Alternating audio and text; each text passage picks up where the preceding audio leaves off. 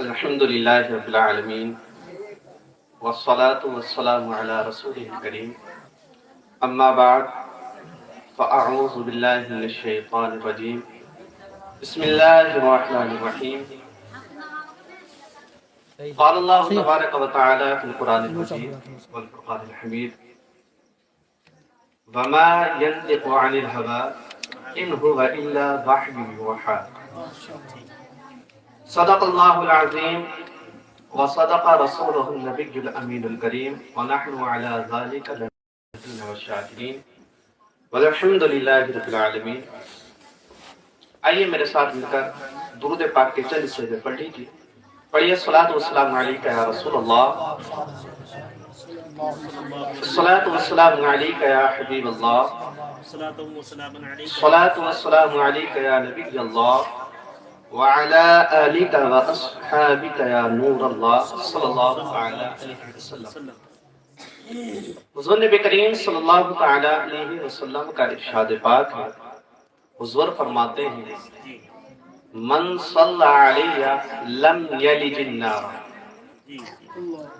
اس حدیث پاک کا مطلب یہ ہے کہ جو مجھ پر درود پڑھتا ہے لم یلج النار، وہ آگ میں نہیں جلے گا۔ ابھی میں نے آپ کو درود پاک کے چند حصے پڑھائے، اس میں بھی ہماری یہ حالت تھی کہ ہم درود پاک نہ پڑھ سکے۔ حضور علیہ السلام فرماتے ہیں من صلی علیہ لم یلج النار۔ انسان دنیا میں آیا، اللہ رب العزت نے اس کو اپنی عبادت کے لیے بھیجا تاکہ اس کی آزمائش ہو سکے، کہ اس کو ہم نے دنیا میں بھیجا تاکہ ہم اس کو آزمائیں کہ کون عمل کے اعتبار سے اچھا ہے، کس کا عمل زیادہ اچھا ہے۔ ہم جو بھی نیکی کرتے ہیں اپنے آپ کو جہنم سے بچانے کے لیے اور اللہ رب العزت کی رضا کے لیے ہم نیکیاں کرتے ہیں۔ حضور نے ہم کو ایک فارمولہ دے دیا، حضور فرماتے ہیں من صلی علیہ لم یلج النار، جس نے مجھ پر درود پڑھ لیا وہ آگ میں نہیں جائے گا۔ ایک مرتبہ درود پاک پڑھ لیں، اللہم صلی علی سیدنا مولانا محمد مبارک وسلم، صلاۃ و سلام علیک یا رسول اللہ صلی اللہ تعالی علیہ وسلم۔ میں نے جس آیت کریمہ کی تلاوت کی وہ 27ویں پارے کی سورہ نجم کی ابتدائی آیات میں سے ایک ہے۔ اللہ رب العزت ارشاد فرماتا ہے وَمَا يَنْطِقُ عَنِ الْهَوَىٰ إِنْ هُوَ إِلَّا وَحْيٌ يُوحَىٰ۔ اس آیت کریمہ کے متعلق کہ اللہ رب العزت نے اپنے حبیب صلی اللہ تعالی علیہ وسلم کے شان میں کیا بیان فرمایا ہے، حضور صلی اللہ تعالی علیہ وسلم کا جو کلام ہے، حضور جو گفتگو فرماتے ہیں، اس کی کیا اہمیت ہے، وہ میں بعد میں آپ کے سامنے پیش کروں گا۔ چند تمہیدی باتیں میں آپ کے سامنے بیان کرتا ہوں۔ ہم مختلف بیانات، مختلف تقاریر سنتے رہتے ہیں جس میں ہم کو دنیا میں آنے کا مقصد اور دنیا سے جب ہم جائیں گے تو ہمارے ساتھ ہونا کیا ہے، یہ سب ہم سنتے رہتے ہیں۔ ہمارے علماء اکرام، ائمہ اکرام ہم کو بتاتے رہتے ہیں۔ خود اللہ رب العزت نے قرآن پاک میں متعدد جگہ پر ارشاد فرمایا۔ اللہ رب العزت 18ویں پارے میں ارشاد فرماتا ہے، سورہ نور سے پہلے اللہ رب العزت ارشاد فرماتا ہے افحسبتم انما خلقناکم عبثا وانکم الینا لا ترجعون۔ کیا تمہارا یہ گمان ہے کہ ہم نے تم کو بیکار بنایا اور تم کو ہماری طرف لوٹنا نہیں ہے؟ اور بھی متعدد جگہ پر اللہ رب العزت دنیا میں آنے اور آخرت کی طرف جانے کے بارے میں بتا رہا ہے۔ اس دنیا میں آنے کا اصل مقصود اللہ رب العزت کی عبادت اور اس کے پیارے حبیب صلی اللہ تعالی علیہ وسلم کی اتباع ہے، اور حضور نبی کریم صلی اللہ تعالی علیہ وسلم کی محبت اپنے دل میں ڈالنا ہے۔ اللہ رب العزت قرآن پاک میں ارشاد فرماتا ہے، جس کا مفہوم میں آپ کے سامنے پیش کرتا ہوں۔ اللہ رب العزت نے اپنے حبیب سے فرمایا اے محبوب آپ اپنے امتیوں سے فرما دیں قل ان کنتم تحبون اللہ فاتبعونی، اے محبوب آپ اپنے امتیوں سے فرما دیں کہ اگر تم اللہ کی محبت کا دعویٰ کرتے ہو، اللہ رب العزت کی عبادت کرنے کا، اس کو پسند کرنے کا دعویٰ کرتے ہو، تحبون اللہ فاتبعونی، تو محبوب فرما دیں کہ یہ آپ کی اطاعت کرے، میری اطاعت کرو۔ وہیں پر اللہ رب العزت نے ایک اور جگہ پر ارشاد فرمایا وَمَن يُطِعِ اللَّهَ وَمَنْ أَطَاعَ الرَّسُولَ فَقَدْ أَطَاعَ اللَّهَ، کہ جس نے رسول کی اطاعت کی اس نے اللہ رب العزت کی اطاعت کی۔ جن کے بارے میں اللہ رب العزت قرآن پاک میں جن کی محبت کو اپنی محبت قرار دے رہا ہے، جن کی اطاعت کو اللہ رب العزت یہ فرما رہا ہے کہ محبوب جو آپ کی اطاعت کرے گا میں اس کو اپنا محبوب بنا لوں گا، جن کے بارے میں اللہ رب العزت یہ فرما رہا ہے کہ محبوب جس نے آپ کی اطاعت کی اس نے میری اطاعت کی، جن کے بارے میں اللہ رب العزت ارشاد فرماتا ہے کہ میرے محبوب کے سامنے اپنی آواز بلند نہ کرو، جن کے بارے میں اللہ رب العزت ارشاد فرماتا ہے کہ میرے محبوب کی شان میں کوئی ایسا لفظ نہ بولا جائے جو کسی اور دوسرے معنی کا احتمال رکھتا ہو، جن کے بارے میں اللہ رب العزت نے قرآن پاک میں متعدد جگہوں پر حضور نبی کریم صلی اللہ تعالی علیہ وسلم کی تعریف و توصیف بیان کی، اسی پیارے حبیب صلی اللہ تعالی علیہ وسلم کی تعریف و توصیف بیان کرتے ہوئے اللہ رب العزت نے قرآن پاک میں ارشاد فرمایا وَمَا يَنطِقُ عَنِ الْهَوَىٰ إِنْ هُوَ إِلَّا وَحْيٌ يُوحَىٰ۔ اب اس آیت کریمہ کے بارے میں بعد میں بتاتا ہوں۔ حضرت ضماد بن ثعلبہ رضی اللہ تعالی عنہ یہ ایک صحابی ہے، یہ اپنی زندگی کا ایک واقعہ بیان کرتے ہیں کہ ابھی میں ایمان نہیں لے کر آیا تھا، میں نے محمد صلی اللہ تعالی علیہ وسلم کے بارے میں سنا کہ انہوں نے نبوت کا دعویٰ کیا ہے، وہ اعلان کرتے ہیں کہ میں اللہ کا نبی ہوں، اللہ ایک ہے، معبود ایک ہے، اسی کی عبادت کی جائے۔ اور حضرت ضماد بن ثعلبہ جو ہے یہ حضور نبی کریم صلی اللہ تعالی علیہ وسلم کے دوست بھی تھے، یہ ڈاکٹر بھی اس وقت کے ڈاکٹر بھی تھے جن کو طبیب کہا جاتا تھا، یمن میں رہنے والے تھے۔ جب ان تک یہ خبر پہنچی تو یہ حضور نبی کریم صلی اللہ تعالی علیہ وسلم کی بارگاہ میں آتے ہیں اور آ کر حضور نبی کریم صلی اللہ تعالی علیہ وسلم کی بارگاہ میں جانے سے پہلے مکے والوں سے ملتے ہیں۔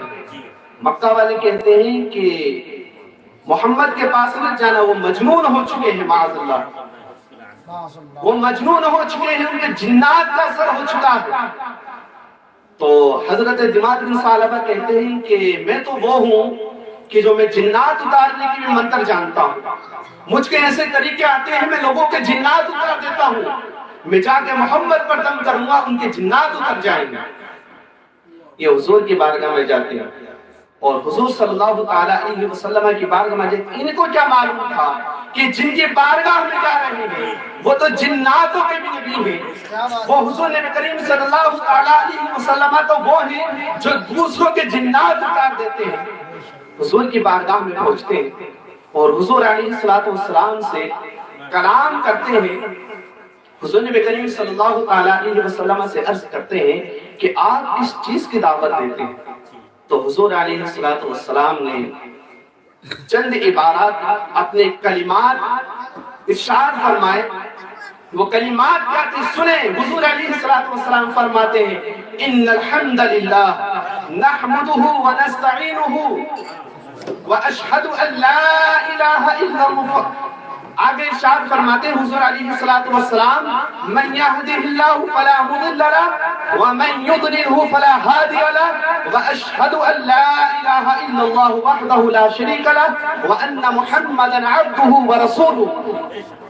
حضور علیہ السلام نے جب کلمات ارشاد فرمائے تو حضرت ضماد بن ثعلبہ کہتے ہیں ہاتھی بیدک، اے محمد اپنا ہاتھ آگے کیجئے، اباگیر کا الآن کہ میں آپ کے ہاتھ پر ایمان لے کر آتا ہوں۔ میرے پیارے اسلامی بھائیوں، کلام کہتے کس کو ہے؟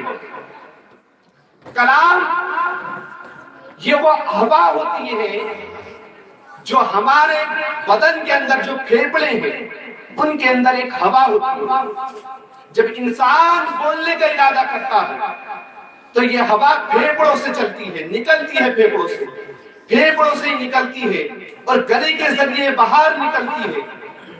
آواز میں حروف کا جو امتیاز کیا جاتا ہے، فرق جو ہوتا ہے، جو ایک لفظ کو دوسرے لفظ سے فرق کیا جاتا ہے، جو میں آپ کے سامنے بول رہا ہوں، جو آپ سمجھ رہے ہیں، یہ ہوا الفاظ کی صورت میں آپ کے کانوں تک پہنچ رہی ہے۔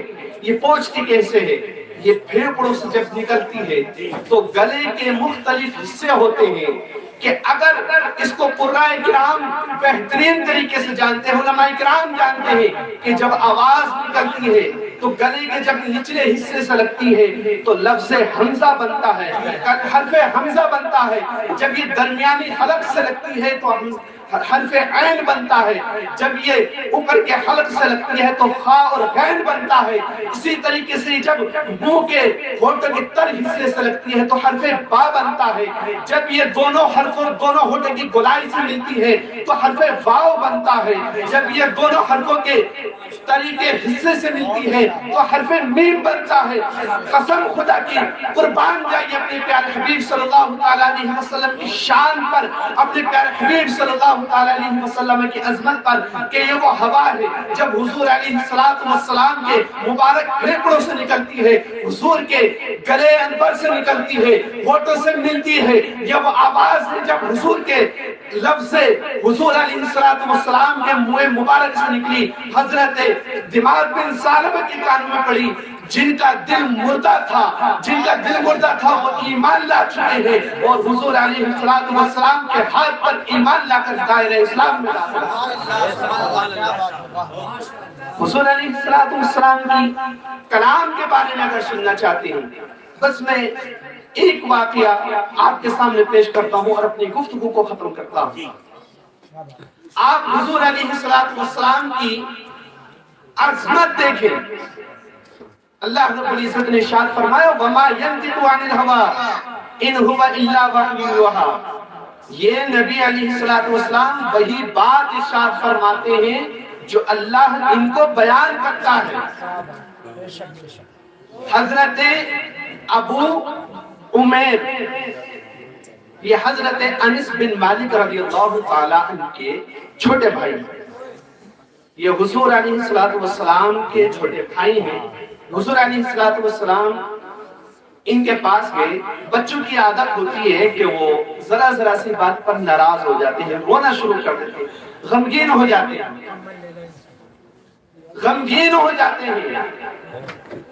حضور علیہ السلام حضرت انس بن مالک رضی اللہ تعالیٰ عنہ کے گھر پر جاتے ہیں، دیکھتے ہیں کہ ان کے چھوٹے بھائی ہیں حضرت ابو عمیر،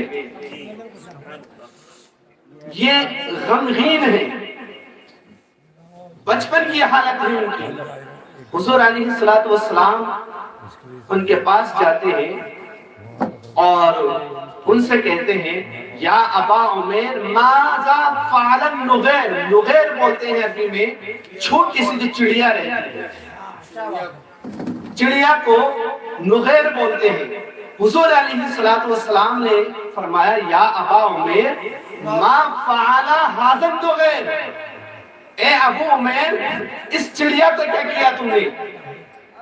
حضور علیہ السلام نے یہ ہنسی کے انداز میں، مزاح کے انداز میں، مذاق کے انداز میں کہ بچہ ہے خوش ہو جائے اس لیے ارشاد فرمایا۔ اب دیکھیں حضور علیہ السلام نے مذاق میں، مذاق کے طور پر ارشاد فرمایا اگر ہم کسی سے مذاق کریں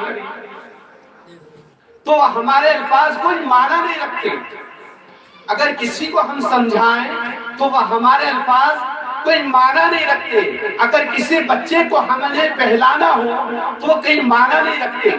لیکن قربان جائیے حضور نبی کریم صلی اللہ علیہ وسلم کے ان الفاظ مبارکہ پر، یہ وہ الفاظ ہیں جب حضور علیہ السلام نے جملہ ارشاد فرمایا، بظاہر مزاح کے طور پر تھا لیکن حضور علیہ السلام نے جب جملہ ارشاد فرمایا، علماء کرام، مفتیان کرام، محدثین اعظام نے، مجتہدین کرام نے اس حدیث پاک سے یا ابا عمیر ما فعل هذا النغیر، اس حدیث پاک سے فقہی مسائل کا استنباط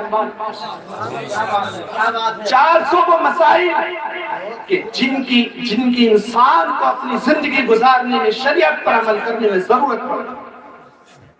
اس لیے تو اعلیٰ حضرت ارشاد فرماتے ہیں کہ میں نثار تیرے کلام پر ملی ہوں تو کس کو زبان ہے.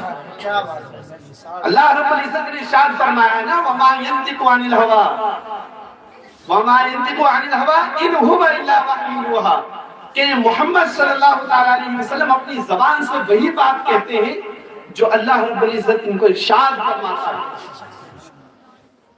اعلیٰ حضرت فرماتے ہیں کہ میں نثار تیرے کلام پر ملی ہوں تو کس کو زبان نہیں. وہ سخن ہے جس میں سخن نہ ہو، وہ بیان ہے جس کا بیان ہے. وما علینا الا البلاغ. السلام.